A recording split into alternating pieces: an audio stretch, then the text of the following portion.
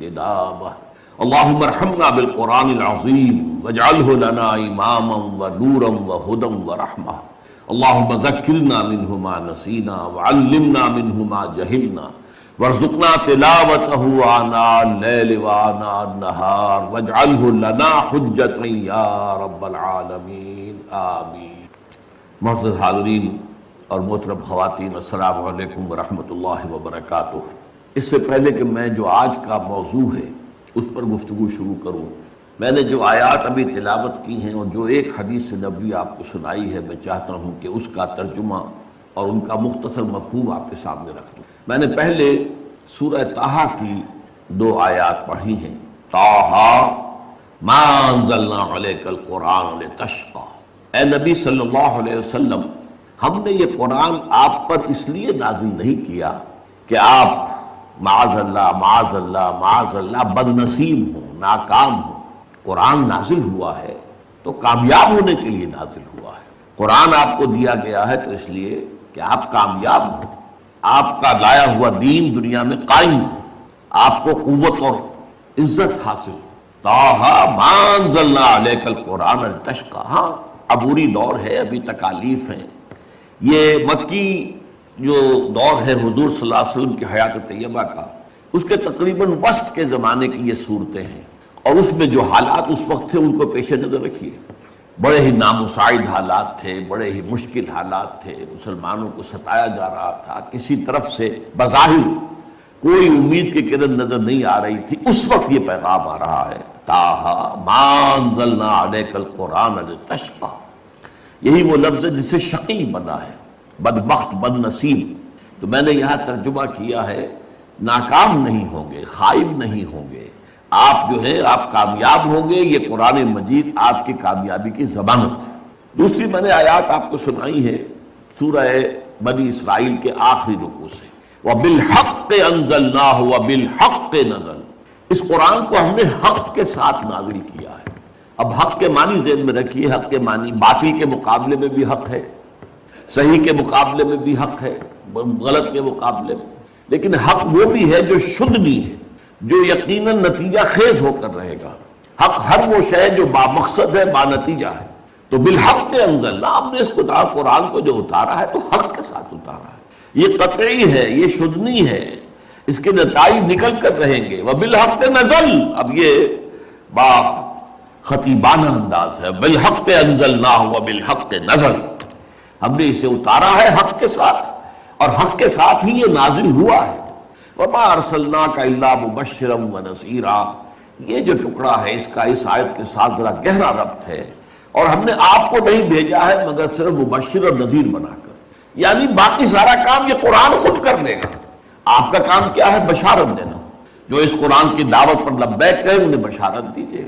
روح و ریحان و جنت نعیم، ان کے لیے جو ہے اللہ تعالیٰ کے ہاں بڑے بڑے اجر و ثواب ہیں، اللہ نے وعدے کر رکھے ہیں۔ جو ان سے روگردانی کریں، اس کو رد کر دیں، اس کا انکار کریں، ان کو آپ جو ہے انذار کر دیجئے، خبردار کر دیجئے کہ ایک بہت عذاب علیم جو ہے وہ تمہارا منتظر ہے۔ یعنی آپ کا رول اصل یہ ہے، باقی تاثیر قرآن اپنی خود پیدا کر لے۔ قرآن میں قوت تاثیر موجود ہے۔ بالحق انزلناہ وبالحق نزل، یہ قرآن جو ہے یہ حق کے ساتھ نازل ہوا ہے، نتیجہ خیز بننے کے لیے نازل ہوا ہے، انقلاب لانے کے لیے نازل ہوا ہے، اور حق کے ساتھ نازل ہوا ہے۔ آپ کا کام کیا ہے؟ بشیر اور نذیر، خبردار کرتے رہیں جو غلط کاری اور غلط روش کے انجام سے، اور بشارتیں دیتے رہیں ان لوگوں کو کہ جو حق کا راستہ اختیار کریں کہ ان کے لیے اللہ تعالیٰ نے جنت فراہم۔ یہی مضمون آیا سورۃ الطلاق میں، سورۃ الطارق میں، انہ لقول فصل وما هو بالحزن، یہ قرآن قول فصل ہے، فیصلہ کن کلام بن کر۔ یہ ایسے ہی نہیں ہے کہ کوئی شاعر کا کوئی شعر ہے، کوئی قبول کیا تو اور نہ قبول کیا تو کیا، اگر کوئی قصیدہ خواں ہے اس کو داد دی، اس کی تعریف کی، اس پہ ڈونگرے برسائے یا نہیں، کوئی فرق واقع نہیں ہوتا۔ نہیں، یہ تو فیصلہ کن بن کر نازل، جو اسے مانے گا اس کے لیے کامیابی ہے، اس کے لیے بشارت ہے، اس کے لیے دنیا کے اندر بھی عزت ہوگی، وقار ہوگا، اور جو نہیں مانے گا اس کے لیے یہاں بھی ذلت ہے، خاری ہے، رسوائی ہے، اور آخرت میں بھی عذاب ہے۔ تو انہ لقول فصل وما هو بالحزل، حزل گوئی کہتے ہیں ایسے ہی بے تکی باتیں کرتے رہنا جن کا کوئی نتیجہ نہ نکلتا ہو۔ اس کے بعد بہت پھر دیکھیے یہاں بھی جو ربط آیا ہے، انہم یکیدون کیدا واکید کیدا، اے نبی آپ پریشان نہ ہو، یہ اپنی سی چالیں چل رہے ہیں، کفار آپ کے مخالفین، بظاہر ان کی طاقت بہت بڑی نظر آ رہی ہے۔ آپ ابتدائی دور میں سمجھیے کہ سورۃ الطارق جو ہے وہ تو ابتدائی دور کی صورت ہے، چھوٹی صورتوں میں سے۔ اس وقت جو حالات تھے کوئی امکان نظر آتا تھا کہ عرب میں انقلاب برپا ہو جائے گا؟ کوئی صورت نظر آتی تھی؟ مقابلے میں جو ہے قریش جو جزیرہ نما عرب کی عظیم ترین قوت تھے، عسکری اعتبار سے، مذہبی اعتبار سے، سماجی اعتبار سے پورے عرب کے امام تھے، مالیاتی اعتبار سے، مالی اعتبار سے بہت مستحکم، ان کی تجارت جو ہے وہ یمن سے شام تک پھیلی ہوئی، لہذا ان کے مقابلے میں کھڑے ہونا اور ان کے مقابلے میں ان کی تمام ساری جتنی بھی سازشیں ہوں، جتنی بھی ان کی پلاننگز ہوں، ان سب کو ناکام کر کے اور انقلاب برپا کر دینا، یہ کوئی آسان کام نظر نہیں آ سکتا تھا۔ اس لیے فرمایا انہم یکیدون کیدا، اے نبی یہ چالیں چل رہے ہیں، یہ اپنی سازشیں کر رہے ہیں، یہ آپ کا راستہ روکنے کے لیے ہر امکانی تدبیر کے بارے میں غور کر رہے ہیں، پھر روح عمل را رہے ہیں، لیکن عقید و قیدا، میں بھی تو ایک چال چل رہا ہوں، میری چال جو ہے ظاہر بات ہے کہ میری چال سب سے زیادہ مضبوط ہے، اور بالآخر جو ہے وہ میری ہی چال کامیاب ہوگی اور میرا ہی جو بھی تدبیر کا معاملہ ہے وہ پورا۔ یہ میں نے آیات آپ کو کیا پڑھا، کس لیے آج سنائی ہے؟ قرآن فیصلہ کن کلام بند کرنا۔ اب آپ سوچئے اس مضمون کو ایک حدیث میں کس خوبصورتی سے بیان، اس کے راوی ہے حضرت عمر رضی اللہ تعالی عنہ۔ حضرت عمر کبار صحابہ میں سے بھی ہے، فقہائے صحابہ میں سے، اور یہ بہت کثیر الروایت صحابی نہیں ہے، بہت محتاط، کہیں رسول کے فرمان میں کہیں شوشے بھر کا فرق نہ ہو جائے۔ اس اعتبار سے جو جتنے زیادہ محتاط تھے صحابہ میں سے اور جتنے زیادہ بڑے فقیہ تھے، اتنے ہی وہ روایت کے اعتبار سے زیادہ جو ہیں ان کی تعداد کم رہتی۔ تو حضرت عمر رضی اللہ تعالیٰ عنہ ان میں سے۔ اب وہ فرما رہے ہیں، اور یہ مسلم شریف کی روایت ہے، ہمارے ہاں جو حدیث کے مجموعے ہیں، صحیح بخاری، صحیح مسلم ٹاپ پر ہیں، صحیحین، تو امام مسلم نے روایت کیا حضرت عمر سے رضی اللہ تعالی عنہ کہ حضور نے فرمایا ان اللہ یرفع بہذا الکتاب اقواما ویضع بہ آخرین، اللہ تعالیٰ اب اسی کتاب کی بدولت قوموں کو اٹھائے گا، بام عروج پر پہنچائے گا، ترقی دے گا اور رفعت عطا کرے گا۔ ان اللہ یرفع بہذا الکتاب اقواما ویضع بہ آخرین، اور اسی کے ذریعے سے، اسی کو رد کرنے کے باعث، اس کی طرف پشت کر لینے کے باعث، اس کو پیٹھ دکھانے کے باعث لوگ قوموں کو رسوا اور برباد کر دے۔ گویا کہ وہی مضمون جو ان صورتوں میں آیا کہ انہ لقول فصل وما هو بالحزن وبالحق انزلنا وبالحق نزل، اسی کو اس حدیث کے اندر جو ہے بہت سادہ الفاظ کے اندر بیان کر دیا گیا، ان اللہ یرفع بہذا الکتاب اقواما ویضع بہ آخرین۔ یہ ہے مقام و مرتبہ۔ عظمت قرآن پر تو میری ویسے بہت سی تقاریر ہیں، میں ان آیات کو وہاں نہیں لایا کرتا، لیکن آج خاص مضمون کی وجہ سے میں نے یہ آیات آپ کو پڑھ کر سنائی ہے کہ قرآن نتیجہ خیز ہے، قرآن کامیاب ہو کر رہنے والی شے ہے، قرآن مغلوب ہونے والا نہیں ہے، قرآن سے یقیناً نتیجے برآمد ہوں گے، اس کا یقین کر لینا۔ اب اس توحید کے بعد آئیے جو آج کا موضوع ہے، آپ نے شاید اخبار میں اور وہ جو لیفلیٹ دیکھا ہو اس میں اس کا عنوان معین کیا ہے کہ پوری نوع انسانی، عالمی امت مسلمہ اور پاکستان، ملت اسلامیہ پاکستان، ان سب کی تقدیر قرآن مجید سے وابستہ ہے۔ اب میں ایک ایک کر کے ان مضامین کی طرف آ رہا ہوں۔ دیکھیے سب سے پہلے ہمیں یہ سوچنا ہے کہ کیا نوع انسانی کی ابدی قسمت یہ ہے کہ خدا سے عالمی بغاوت جاری رہے؟ میں اسی مقام پر 22 فروری 2004 کو ایک تقریر کر چکا ہوں، موجودہ عالمی حالات میں اسلام کا مستقبل ہے۔ اس وقت میں نے گفتگو کی تھی جو اس وقت فوری حالات ہیں اور مستقبل قریب میں جو آنے والے حالات ہیں، اور اس کا نتیجہ کیا تھا کہ فی الحال اور فی الوقت اور مستقبل قریب میں اسلام بحیثیت نظام زندگی، اسلام بحیثیت دین کا کوئی مستقبل، ابھی یہ اور دبے گا اور دبایا جائے گا اور زوال آئے گا اس کو۔ لیکن یہ کہ آج جو بات میں آپ سے کہہ رہا ہوں وہ ذرا مستقبل بعید، تھوڑے سے فاصلے، اگرچہ یہ مستقبل بعید بھی اب بہت بعید نہیں ہے، اب بڑی تیزی کے ساتھ جو واقعات و حالات ہیں ان کی رفتار بہت تیز ہے، بہت تیز۔ The pace of events is very fast۔ لہذا وہ بعید تو میں کہہ رہا ہوں قریب کے مقابلے میں، اس لیے کہ ہم دو ہی مستقبل جانتے ہیں، مستقبل قریب، مستقبل بعید۔ لیکن یہ کہ یہ نہ سمجھیے کہ کوئی بہت بعید ہے، زیادہ دور کی بات نہیں ہے، یہ نہیں رہے گا، یہ نہیں ہوگا جیسے کہ آج ہے اور ابھی کچھ عرصے اور رہے گا کہ پوری دنیا میں ریاست اور سیاست سے اللہ کو نکال دیا، نتھنگ ڈوئنگ. جاؤ تم مسجد میں رہو، چرچ میں رہو، سینیگوگ میں رہو، یا جس نے تمہیں بتوں کی شکل میں دیکھا جاؤ وہاں پر مندروں میں رہو، کہیں رہو. ہمارے ملک کے اجتماعی معاملات سے تمہارا کوئی دخل نہیں. ریاست ہماری حاکمیت پر چلے، ہم حاکم ہیں. ہم تمہیں حاکم ماننے کو تیار ہی نہیں. قانون ساز ہم ہیں. ہم تمہیں اور تمہارے رسول کو شارع ماننے کے لیے تیار ہی نہیں. ہمارا اپنا نظام ہوگا، ہمارے اپنے. ہم چاہیں گے تو 2 مردوں کی شادی رجسٹر کریں گے، ایک مرد کو شوہر، دوسرے مرد کو جو ہے اس کی بیوی قرار دے دیں گے. تمہارا کوئی دخل نہیں. اب یہ عالمی بغاوت ہے اللہ کے خلاف، اور گلوبل. اسی طرح جو یہ کیا تم نے کہا ہے کہ سود حرام ہے اور جوا حرام ہے، نتھنگ ڈوئنگ. ہمارا نظام، معاشی نظام سود ہی پر مبنی رہے گا، سود ہی کے محور پر گھومے گا. جوا جو ہے اس کے اندر انٹیگرل پارٹ کی حیثیت سے رہے گا. تم اپنے احکام اپنے پاس رکھو، مسجد میں رکھو، اس کی تلاوت کر لیا کریں. تمہارے ماننے والے جو ہیں تلاوت کر کے ان آیات کا ثواب لے لیا کریں، لیکن ہمارے معاشی نظام سے تمہارا کوئی واسطہ نہیں. سماجی نظام میں ابھی کچھ تھوڑی بہت عالم اسلام کے اندر کچھ باتیں ہیں، اللہ اس کے رسول، لیکن یہ کہ وہ بھی تیزی کے ساتھ جو سیلاب آ رہا ہے، جس کو کہتے ہیں ہم اپنی تہذیب کو عام کرنا چاہتے ہیں. عالم اسلام میں بھی ہم اپنی تہذیب قائم کرنا چاہتے ہیں، تہذیبوں کا تصادم ہو رہا ہے.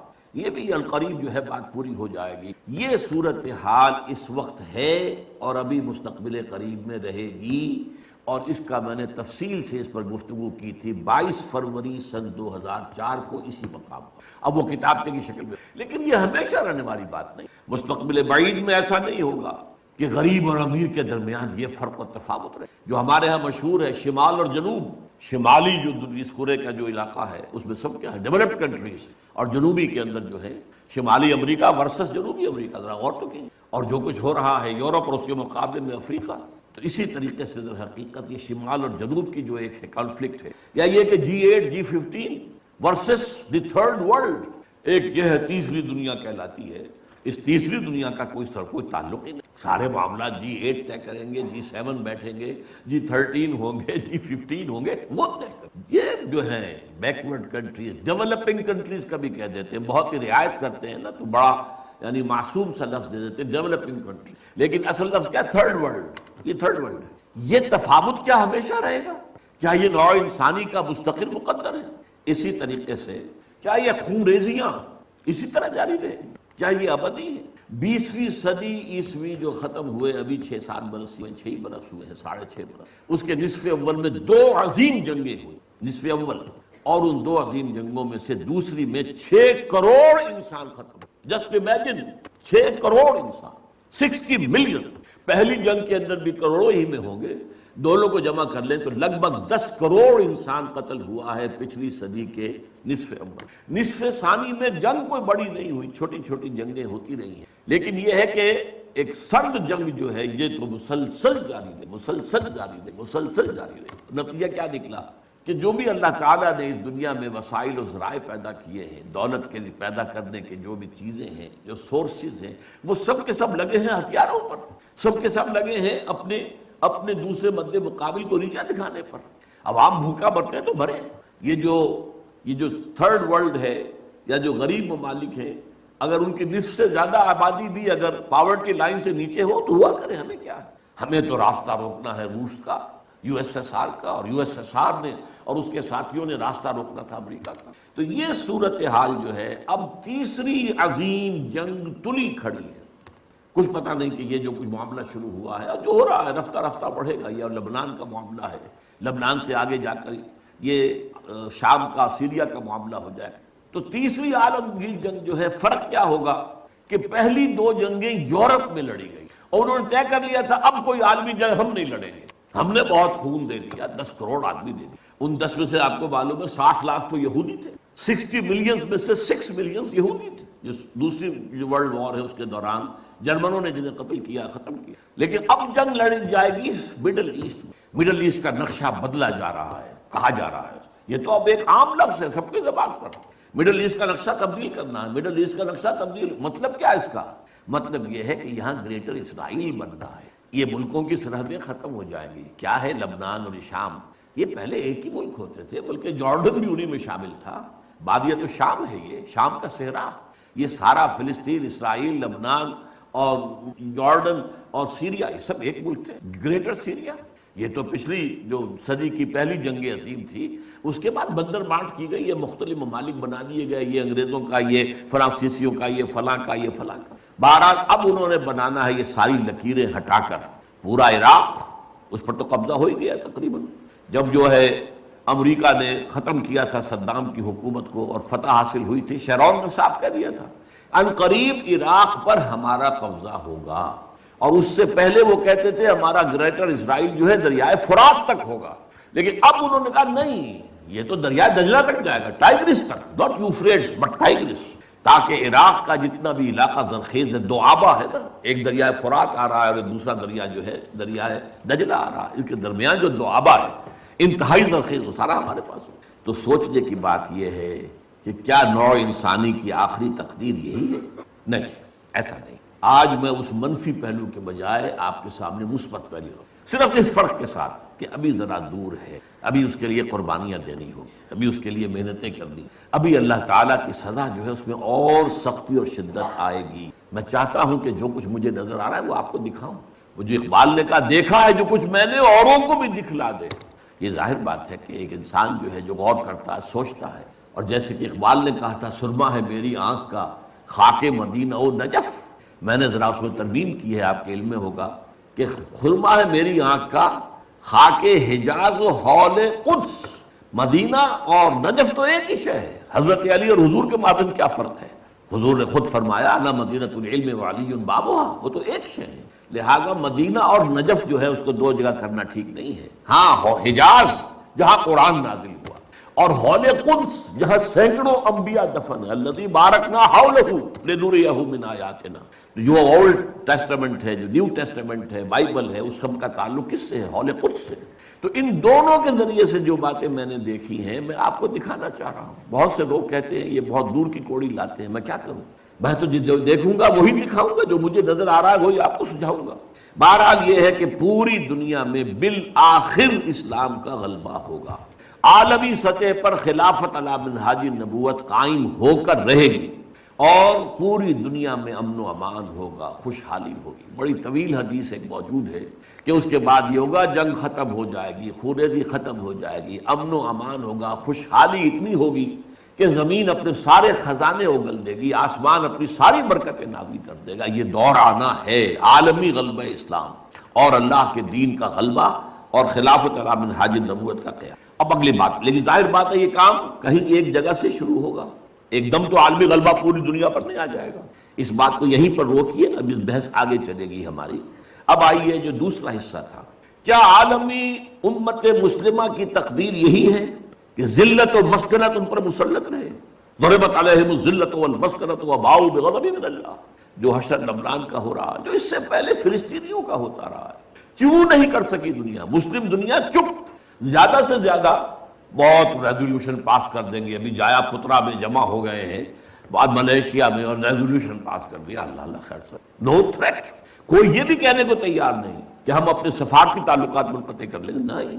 کوئی یہ کہنے کو تیار نہیں کہ ہم اپنے تجارتی تعلقات منقطع کر لیں گے، نہیں۔ درخواست ہے تو اسی یونائٹڈ نیشنز سے ہے، اور درخواست ہے تو اسی یونائٹڈ اسٹیٹس آف امریکہ سے ہے، وہ سیز فائر کرا دیں۔ ان کی مرضی سے تو جنگ شروع ہوئی ہے، ان کے پلان کے تحت تو معاملہ ہے۔ ان کی خواہش ہے کہ جب تک حزب اللہ کی کمر نہ ٹوٹ جائے، کچل نہ دیا جائے، اس وقت تک جنگ بندی نہ ہو۔ یہ تو دوسری بات ہے، حزب اللہ نے جتنی مقاومت کا مظاہرہ کیا ہے، دے آر سرپرائزڈ، یہ ان کے لیے بالکل ایک سرپرائز ہے۔ اس قدر ہمت جو ہے ایک جو ہے حزب اللہ، جو کہ کوئی ریگولر آرمی نہیں ہے، جس کے پاس ٹینک نہیں ہے، جس کے پاس ہوائی جہاز نہیں ہے، ٹینک ہوائی جہاز تو پوری لبنان کی فوج کے پاس نہیں ہے، چند ہزار فوجی ہیں، اللہ اللہ خیر صلی اللہ، کچھ بھی نہیں، نہ ایئر فورس ہے نہ کچھ اور۔ اور یہ حزب اللہ کیا ہے؟ ان کے پاس یا راکٹ سے یا کلاشنکوف سے، بس دو چیزیں۔ ادھر سے جہاز پر جہاز آ رہا، 200 250 بمباریاں، 200 بمباریاں، لیکن کھڑے۔ لہذا اس اعتبار سے سوچنے کی بات ہے، کیا یہ پوری ذلت و مسکنت کی صورتحال امت مسلمہ پر یوں ہی جاری رہے گی ہمیشہ کے لیے؟ کیا پورا عالم اسلام جو تھرڈ ورلڈ میں آ گیا ہے، سارا عالم اسلام تھرڈ ورلڈ میں، G7 G8 میں کہیں کوئی نام نہیں کسی مسلمان ملک کا، نہ 3 میں نہ 13 میں، اور کیا یہی صورتحال جاری رہے گی کہ ہو گیا مانند آب ارزاں مسلمان کا لہو، پانی کی طرح مسلمان کا لہو بہ رہا؟ جہاں دیکھو، کشمیر میں دیکھ لو، فلسطین میں دیکھ لو. فلسطین میں تو 50 برس سے بہ رہا ہے، کشمیر میں بھی اب تقریباً جو سمجھیے کہ 20 برس ہونے کو آئے جب سے کہ وہاں پر ایک جو ہے مسلح جدوجہد شروع ہوئی. پھر چچنیا میں کیا ہو رہا، مسلسل ہو رہا، کوسوو میں کیا ہوا، بوسنیا میں کیا ہوا. برف گرتی ہے تو بیچارے مسلمانوں پر، بڑھتا ہے تو مسلمان. صومالیہ میں کیا ہوا تھا، یہ صورت. آج لبنان میں کیا ہو رہا ہے، یہ صورتحال دیکھیے. کیا یہی ہمیشہ جاری رہے گی؟ نہیں، صورتحال بدلے گی. اور بھی دور فلک ہیں ابھی آنے والے. ناز اتنا نہ کریں ہم کو ستانے والے. یہ عالمی ملت اسلامیہ امت مسلمہ جو ہے، اس کا یہ معاملہ ہوا کیوں ہے؟ ہوا اس لیے ہے، یہ میں اس پر مفصل کتاب لکھ چکا ہوں، سابقہ اور موجودہ مسلمان امتوں کا ماضی، حال اور مستقبل. کہ یہ جو ضربت علیہم الذلۃ والمسکنہ، یہ کیفیت جو بنی اسرائیل کے لیے آئی ہے قرآن میں، یہ آج ہم پر کیوں آ گئی ہے؟ کیا وجہ ہے؟ وجہ یہ کہ جو جرم انہوں نے کیا وہ ہم نے کیا. ہم نے قرآن کو پس پش ڈالا. نبذ فریق من الذین اوتوا الکتاب کتاب اللہ وراء ظہورہم. ہم نے اسے اپنا امام تو نہیں بنایا. ہاں، ختم قرآن کے بعد دعا مانگ لیتے ہیں، اللہم اجعلہ لنا اماما ونورا وہدی ورحمۃ، لیکن چلنا نہیں اس کے پیچھے. یہ امام ہی ہے بس ہمارا، کہنے کو امام، اس کی بات ماننی تو نہیں، اس کے احکام پر چلنا تو نہیں. تو اس لیے ہوا کہ ہم آج پوری دنیا میں ایک ملک بھی ایسا نہیں دکھا سکتے جس کے بارے میں ہم پورے اطمینان کے ساتھ دنیا کو یہ کہہ کر دعوت دے سکیں کہ come and see with your own eyes, this is Islam. یہ ہے اسلام کی رحمت للعالمینی، یہ ہے محمد رسول اللہ صلی اللہ علیہ وسلم کی رحمت للعالمینی.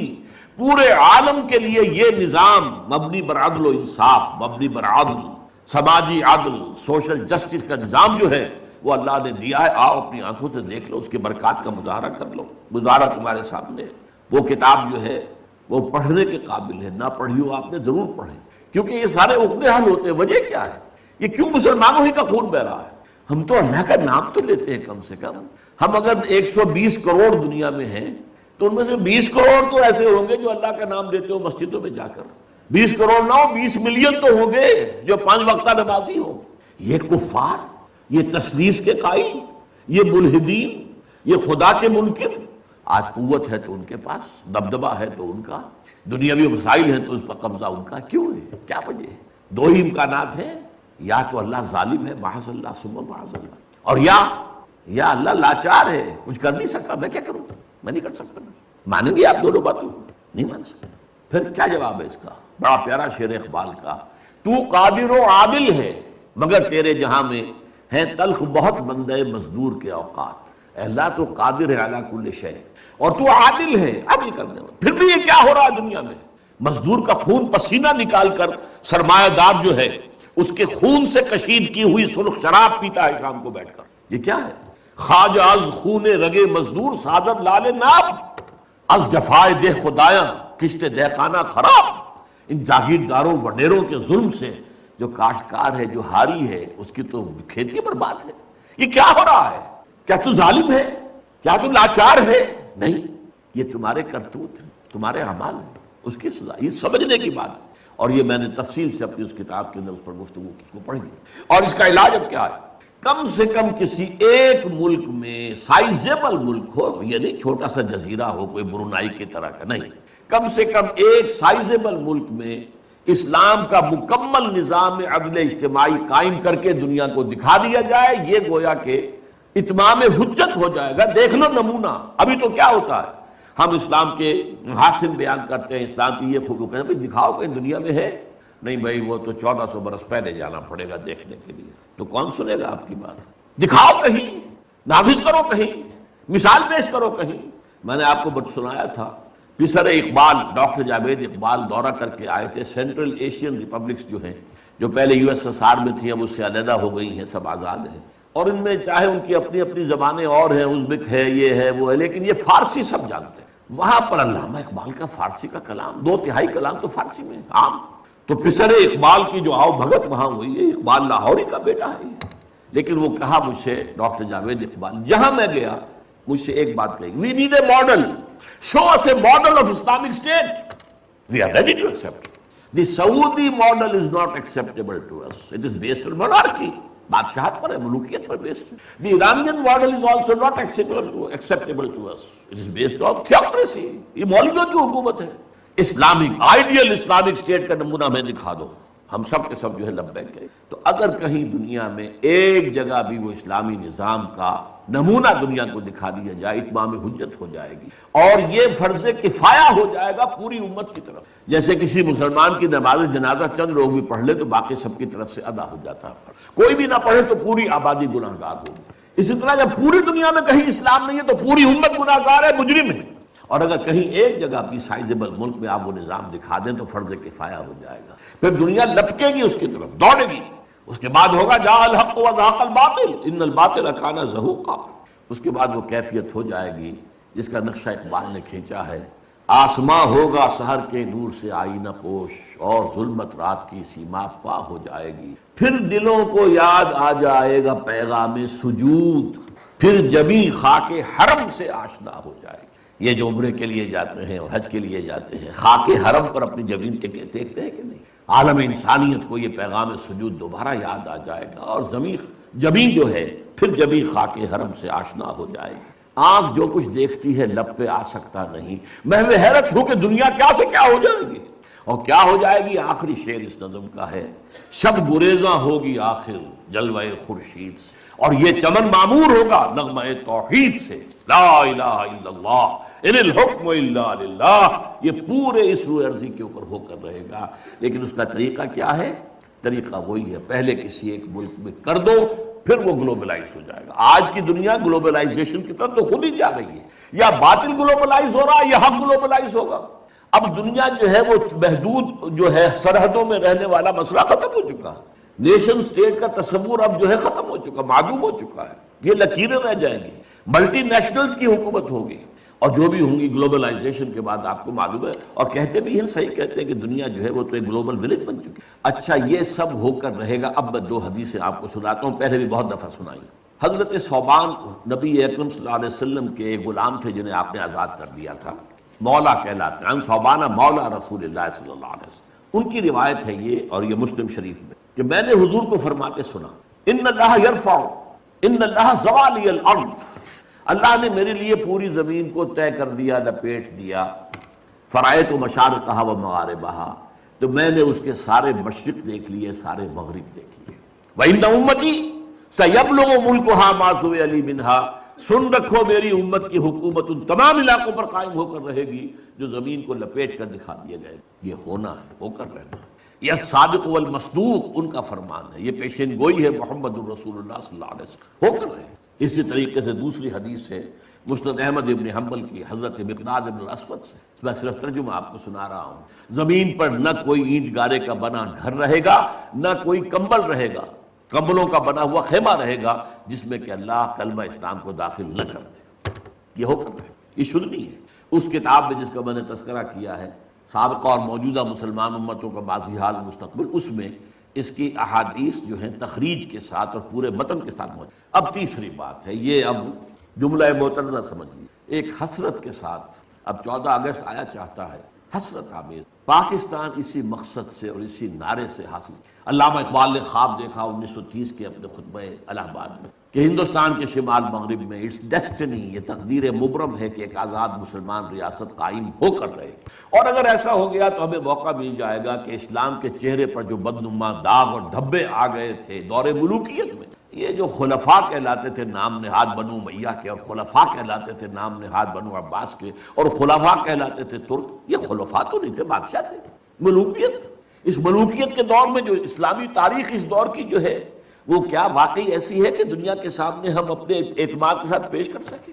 چاہے حادثہ کربلا، واقعہ ہررا، سینکڑوں تابعین کو قتل کیا جانا حجاج ابن یوسف کے ہاتھوں، ایک باتیں ایسی ہیں جن کو ہم دنیا کے سامنے جو ہے یہ اپنا پیٹ کھول سکیں، یہ تاریخ۔ تو اسلام کے چہرے پر جو بدنما داغ اور دھبے لگ گئے تھے انہیں ہٹا کر صحیح اسلام کی ایک تصویر، یعنی اس سے پہلے خلافت راشدہ کا نظام تھا، اس کو اب قائم کر۔ اسی کو پھر علامہ اقبال نے 1932 میں، یہ سن مجھے بہت پسند ہے، میری اپنا پیدائش کا سن ہے، اسی سن میں گئے تھے علامہ اقبال گول بیس کانفرنس کے لیے لندن۔ وہاں اس وقت صرف مسٹر جناح تھے، وہ مسٹر جناح، وہ قائد اعظم نہیں ابھی بنے تھے، وہ ہندوستان کی سیاست سے مایوس ہو کر جا کر بیٹھ گئے تھے، وکالت شروع کی تھی۔ وہاں یہی انجیکشن اقبال نے، میں تو کہا کرتا ہوں جیسے کہ رومی اور شمس تبریز کا معاملہ ہے، مولوی ہرگز نشد مولائے روم تا غلام شمس تبریز نشد.